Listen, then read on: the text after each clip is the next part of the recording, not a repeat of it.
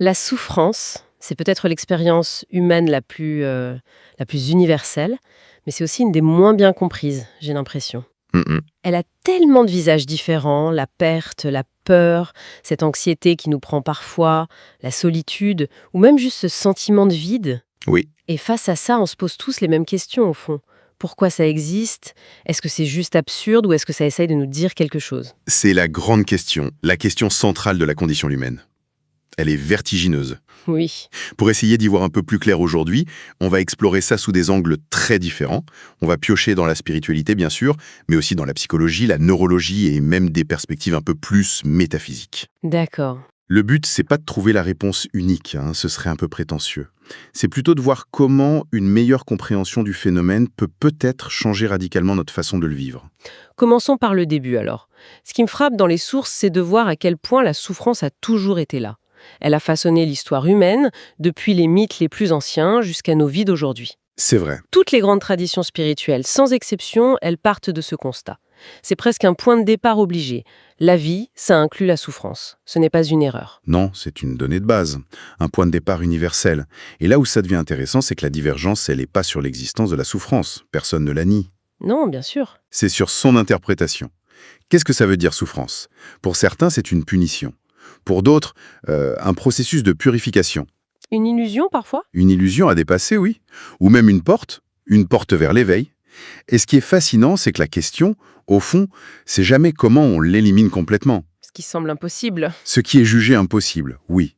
Mais plutôt, comment on apprend à interagir avec elle, avec sagesse. Justement, parlons-en de ces perspectives. On pourrait peut-être les regrouper. J'ai l'impression qu'il y a, disons, deux grandes familles d'idées. Mhm. D'un côté, il y a des traditions comme le bouddhisme qui nous disent que la souffrance, le fameux dukkha, vient de notre attachement, de nos désirs. Oui. Ou la philosophie hindoue qui parle d'une ignorance de notre vraie nature. Dans les deux cas, on est sur une sorte d'erreur de perception, non? On s'accroche à ce qui ne dure pas. C'est une excellente façon de le résumer. Pour ces traditions, la souffrance, c'est un symptôme. Le symptôme d'une vision un peu faussée de la réalité et de soi-même. D'accord. Dans le bouddhisme, on souffre parce qu'on veut que les choses durent dans un monde où tout change. Dans l'hindouisme, c'est parce qu'on croit être notre ego, notre corps, nos pensées. Des choses qui passent. Exactement. Des choses passagères, alors que notre nature profonde serait tout autre. Et donc la solution dans les deux cas, c'est une forme de connaissance, de vision juste, qui permet de corriger cette erreur. Et de l'autre côté, il y a des traditions comme le christianisme ou le soufisme. Et là, l'approche est différente. On n'est pas tant dans la correction d'une erreur que dans la transmutation de l'expérience. C'est ça. Le christianisme donne un sens à la souffrance par l'amour, le sacrifice. Le soufisme a cette image très forte du feu qui vient brûler l'ego. Le feu purificateur. Oui, pour révéler l'essence. Là, on ne dit plus que c'est une illusion. On dit que c'est un outil. C'est exactement ça. On passe de la connaissance à l'alchimie. La souffrance n'est plus un problème à résoudre, mais une matière première à transformer. Et ça nous amène à cette métaphore très puissante qu'on retrouve un peu partout. La souffrance est comme un ciseau qui sculpte l'âme. C'est une belle image. Personne ne dit que les coups de ciseaux font pas mal. Mais l'idée, c'est que sans eux, l'œuvre d'art, notre potentiel, il pourrait pas émerger. La douleur est là, mais ce qu'elle fait de nous, ça peut changer. Et c'est là que la psychologie moderne devient passionnante, parce qu'elle rejoint ces vieilles sagesses par un tout autre chemin. Elle nous montre à quel point notre souffrance vient de notre interprétation des choses. Oui, bien plus que des événements eux-mêmes. C'est la grande question, ça.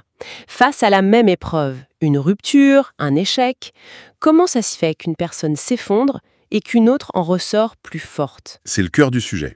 Et la psychologie a bien identifié les mécanismes, ces amplificateurs de souffrance. Lesquels, par exemple? L'héros premier, et le plus puissant, c'est la résistance à la réalité.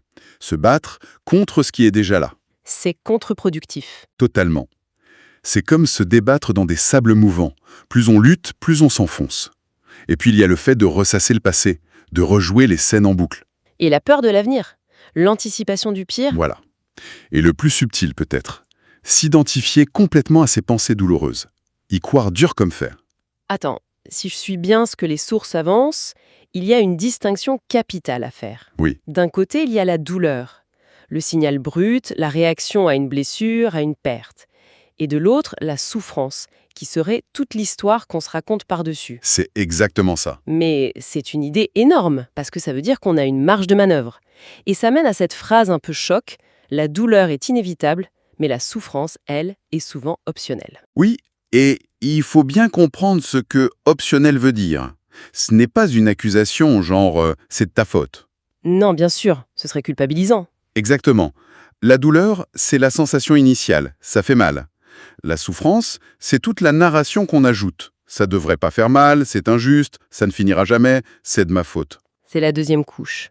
C'est cette deuxième couche qui est, dans une certaine mesure, optionnelle. Parce qu'elle dépend de nos schémas de pensée qui ne sont pas une fatalité. Mais comment on évite de culpabiliser avec une idée pareille ? Pour quelqu'un qui est au fond du trou, entendre que sa souffrance est optionnelle, ça peut être terrible. C'est une objection cruciale. Et les sources insistent là-dessus. Ces schémas sont profondément ancrés, souvent inconscients. Personne ne choisit de souffrir.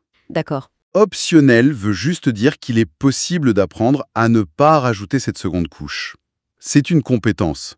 Ça se développe avec de la pratique, de la patience et beaucoup d'autocompassion. Ce n'est pas un interrupteur. C'est un chemin. C'est un chemin de rééducation de l'esprit, oui.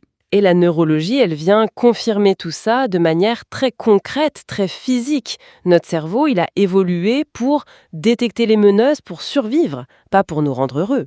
Pas du tout. On a cette petite partie, l'amygdale, qui est notre détecteur de fumée interne. Le problème, c'est qu'elle est un peu trop zélée. C'est une excellente image, ça. L'amygdale, c'est le collègue qui envoie un mail urgent en majuscule pour un truc qui ne l'est pas du tout. C'est exactement ça. Et la sécurité. Mais le niveau de stress généré, voilà, elle sonne l'alarme pour une simple contrariété avec la même force que pour un vrai danger. Et en cas de traumatisme, c'est encore pire. Le système d'alarme reste bloqué sur on. Le système nerveux reste en mode survie, même quand le danger est passé. Donc la souffrance chronique, c'est pas juste dans la tête, c'est un schéma ancré physiquement. Précisément. Mais la bonne nouvelle, c'est la plasticité du cerveau. Ce n'est pas une fatalité. Et on peut apprendre à réguler son système nerveux. Justement, réguler le système nerveux, ça veut dire quoi concrètement ? C'est juste se calmer ou il se passe vraiment quelque chose ? Il se passe vraiment quelque chose. Notre système nerveux autonome a deux branches. Le sympathique, c'est l'accélérateur, le mode combat ou fuite. D'accord. Et le parasympathique, c'est le frein, le mode repos et digestion. Le stress chronique, ça bloque l'accélérateur. On est toujours à fond. Toujours. Des pratiques comme la respiration lente, le mouvement doux, ou juste le fait de se sentir en sécurité, ça active délibérément le frein. On envoie un message au cerveau, le danger est passé. Tu peux te détendre. Et petit à petit, on peut le recabler. On peut recabler le cerveau pour qu'il ne soit plus constamment sur le qui-vive. On lui réapprend en sécurité. Et ça m'amène à une autre idée, peut-être la plus vertigineuse. Jusqu'ici, on a parlé de notre interprétation, de nos réactions. Mais certaines approches vont plus loin. Elles questionnent notre identité même. Qui est celui qui souffre ? Voilà. On entre dans la métaphysique. Oui. Et cette perspective, elle suggère que la souffrance naît d'une erreur fondamentale d'identification. On se trompe sur qui on est. C'est-à-dire ?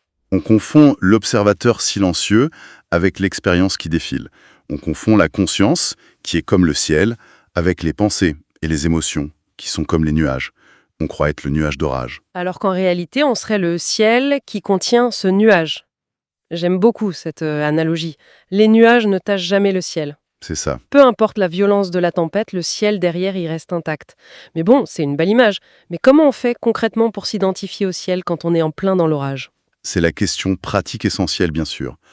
La première étape, c'est juste de commencer à remarquer la différence. L'observer. L'observer, oui. Par la pleine conscience, on peut commencer à voir qu'il y a la pensée « je suis triste » et qu'il y a aussi une partie de nous qui observe cette pensée. Il y a un espace entre les deux. Voilà. Le simple fait de créer cet espace, même minuscule, c'est révolutionnaire. On n'est plus fusionné à 100% avec l'émotion. Il y a l'émotion et il y a nous qui la regardons. Ce nous qui regarde, c'est le ciel. Et ça nous amène à une idée encore plus déroutante, mais fascinante, qui vient de la physique quantique. Les sources l'utilisent avec prudence, comme une métaphore. Oui, il faut être très clair. Ce n'est pas une explication scientifique de la souffrance, c'est une analogie. D'accord. L'idée, c'est que la réalité n'est pas fixe, extérieure à nous. L'observateur participe à l'expérience. Ce qui ne veut pas dire que la pensée positive élimine la douleur. Non, surtout pas. Ce serait nier la réalité de la douleur. Le point est plus subtil. Notre attention façonne notre expérience. Là où va l'attention, l'intensité grandit. Donc, si toute mon attention est sur ma douleur, l'expérience de cette douleur va occuper 100% de ma réalité. Précisément, ça devient tout au monde. Mais si on apprend à élargir le champ de l'attention, si on est attentif à la douleur, mais aussi à la respiration, au contact des pieds sur le sol, au son, On crée de l'espace autour. on crée de l'espace. La conscience crée de l'espace. La douleur est toujours là, on ne la nie pas, mais elle n'est plus la seule chose qui existe. Et dans cet espace, un choix devient possible. Une forme de liberté. Alors, si on met toutes ces pièces du puzzle ensemble, qu'est-ce que ça signifie concrètement? Quels sont les bénéfices de cette compréhension plus profonde? Les transformations sont profondes. La première, c'est moins de résistance. On arrête de se battre contre ce qui est, et ça libère une énergie folle. La deuxième, c'est plus de résilience émotionnelle. Quand on laisse les émotions difficiles être là, sans s'y accrocher, elles passent beaucoup plus vite, comme une vague. Il y a aussi une compassion plus profonde qui émerge, j'imagine. Quand on comprend sa propre souffrance, on reconnaît la même lutte chez les autres. Ah oui, inévitablement. Le jugement diminue, l'empathie grandit. On voit que les gens qui agissent mal sont souvent des gens qui souffrent. Tout à fait. Et enfin, le plus important peut-être, on devient capable de donner un sens à la douleur. Elle n'est plus une prison absurde, elle devient une enseignante. Une enseignante très sévère, parfois. Très sévère, mais une enseignante. Et pour cultiver ça, les sources suggèrent des pratiques concrètes. L'observation attentive, l'auto-questionnement, la régulation du système nerveux et l'action compassionnée. Pour résumer, le message central, c'est que la souffrance n'est pas une erreur de l'existence. Ce n'est pas un bug. C'est une partie de la condition humaine. C'est ça. La vraie distinction, c'est que la souffrance vécue dans l'inconscience avec résistance, elle se multiplie. Alors que la souffrance rencontrée avec conscience, avec compassion, elle transforme. C'est la distinction essentielle. On pourrait dire que la douleur, elle demande de l'attention. La souffrance, elle demande de la compréhension. C'est une belle formule. La douleur, c'est un signal qui dit « Hé, regarde ici, quelque chose a besoin de soins ». La souffrance, c'est tout l'embrouillamini mental qu'on crée quand on combat ce signal. Et il y a ce paradoxe magnifique. Lequel? Quand on cesse de fuir la souffrance, elle cesse souvent de nous poursuivre. C'est une pensée très forte pour conclure. L'idée n'est pas de chercher la souffrance, mais de ne plus la fuir quand elle est là. Exactement. Et dans cette rencontre, frontale mais bienveillante, quelque chose d'inattendu peut apparaître, quelque chose qu'on ne cherchait même pas. La sagesse, la compassion et une forme de liberté. Une liberté que les circonstances ne peuvent plus vraiment atteindre.